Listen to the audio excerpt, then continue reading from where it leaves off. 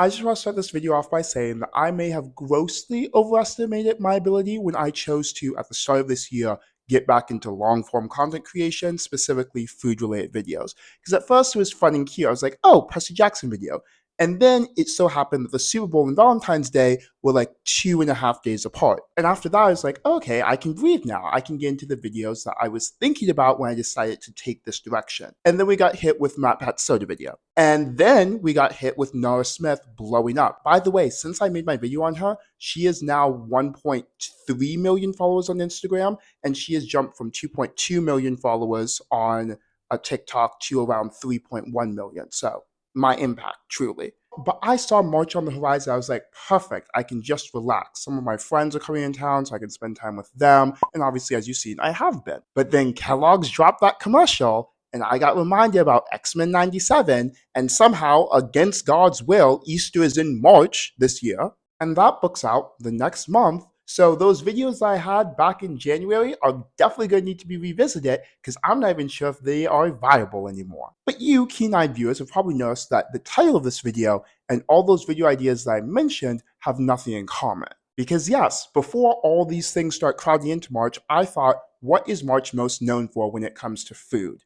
And I really couldn't think of anything major, but I did remember spring break. And spring break reminded me of college students. And college students remind me of, what do college students eat? Every 3 weeks to a month, my friend group had what we would call family dinner, where all anywhere between 8 to like 50 of us would get together at the same person's house, but it would be a different friend's job to like create the meal. So they had to like, get all the ingredients, cook everything, blah, blah, blah. You get how it is. When it was my turn, I famously did breakfast for dinner, which arguably was the best one we ever had. But there were some people in the friend group, Ethan number 2, who famously had never even fried an egg for themselves until their third year of college. So I decided to scour TikTok and find quick, cheap, easy college student meals. I found one for breakfast, one for lunch, and one for dinner, which I think is me going above and beyond, because even as a college student who cooked, I never ate 3 square meals a day. I remember my last semester of college, I was in a studio dorm by myself. I literally had an alarm clock set for 7:57 because my first class started at 8 a.m. because all of the chemistry classes, everything were always at 8 a.m. There's no way around it. So I could literally wake up, roll over, turn on my laptop, and join like the Zoom. I think I only regularly ate breakfast my first semester of college. Also, you may notice I'm not repping any college merch. I considered it, but then I remembered that I only ever got like 1, maybe 2 shirts from college the entire time I was there, and that was only because we were required to wear them when we were working at Applebee's on game days. And the other reason is because I remember that my university threatened to kick me out not once, not twice, but 3 times due to social media stuff that I posted, none of which deserved to get me kicked out. I was kind of wild on YouTube back in my college days. I think one of my all-time favorite videos I've ever made was a video essay called "Zillennials Are Changing the World," which is just talking about how millennials and Gen Zers are adjusting to becoming adults and how they're seeing a lot of the issues and changing them. I need to go back and rewatch it because that was made like 3 years ago. But let's get into these recipes, shall we? After you subscribe, and I'm so serious, I'm doing this out of the goodness of my own heart. You're not eating 3 square meals a day as a college student. Don't piss me off. Anyways, let's start with breakfast, which is an egg quesadilla for $2.45. Go. First, we're going to crack 2 eggs into a bowl. Then we're going to add our seasonings, which for me is salt, pepper, red chili flakes, and dried thyme. Whisk it all nicely together, and then we're going to take it over to the stove. Heat up a lightly buttered pan, throw your eggs on, and then put a flour tortilla on top of that. Once the edges of the eggs are crispy, you can flip it over. Then on one side, we're going to add our cheese, and then fold it over on top of itself. I added a little bit more butter so we can get a nice sear on both sides. Once it's fairly evenly golden brown, we're ready to take it out. Chop it into 3 equal portions and be careful because it's still going to be very hot. As you can see, I poured myself some salsa. It just felt essential.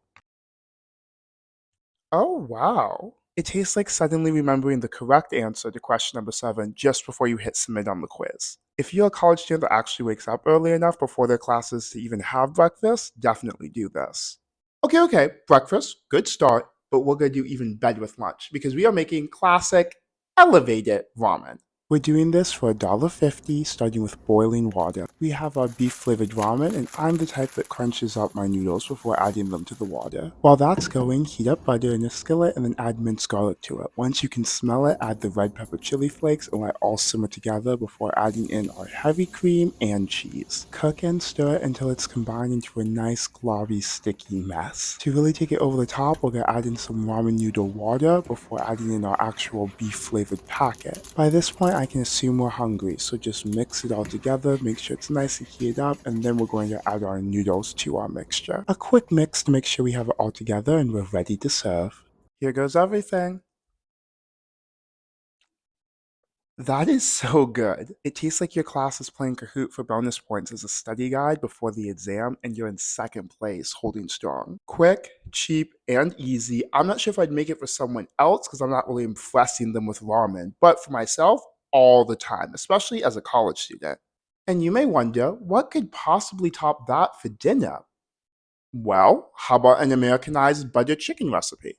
$2.40. Season your raw chicken with a dash of salt, garam masala, which thankfully my older sister made for me, half a teaspoon of cayenne pepper and smoked paprika, as much garlic as you can handle, half a teaspoon of ginger, and then a tablespoon of Greek yogurt. Thoroughly mix it together, and then we're going to take it over to our stovetop, where we already have a hot pan of olive oil waiting. Since our chicken is in small pieces, it will cook fairly quickly. Once we have it golden on both sides, we're going to take it out, set it aside while we make the rest. In the same saucepan, we're going to melt our butter before adding a quarter of a cup of minced onions and then another good scoop of garlic. As these are browning, we're going to take all the seasonings that we add to the chicken and throw them in the saucepan as well. Just a quick dash of each of them should be perfect. Then we're going to add a small can of tomato sauce and make sure everything is thoroughly stirred together. After, of course, we're going to add about an eighth of a cup of heavy cream to our saucepan. Mix it all together till it's a thoroughly combined solution, and then we're going to throw our chicken back in. Once it's all hot, we're taking our Minute Maid brown rice, adding our sauce on top with a sprinkle of parsley.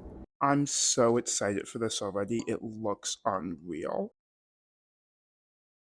This isn't a college student meal. This is the meal that the expert, seasoned stay at home mom is thinking when she texts you to pull the chicken out of the freezer. This is what she's getting ready to make. And that's what it tastes like, being at home watching TV, getting a text from your mom saying that you have to pull the chicken out of the freezer, and immediately running to do it because you know your mom runs this house like the Navy. I definitely make this again, not only for myself, but to impress other people. So, although those recipes were quick and easy, I did kind of destroy my kitchen making them. Yes, now everything is cleaned up, so thank you to me. If I was eating like that during college, maybe I wouldn't be on bulk right now. Like maybe I would just be fit. It would have at least gotten my caloric intake up. Yikes. Well, what more can you ask for?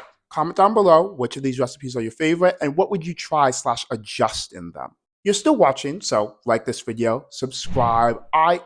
What do you want? I literally just told you the next 3 videos that you're for sure getting, and those are banger videos. Don't forget to follow me on TikTok and Instagram. Both are just at Sirglenneth. TikTok is more bartending and drinks. Instagram is more lifestyle and the craziness that goes on inside my mind. Thank you so much for watching. I think that's all I need. So let's have some fun and smile because not only did I graduate college, I am now working my second job in the career field that I got my degree in.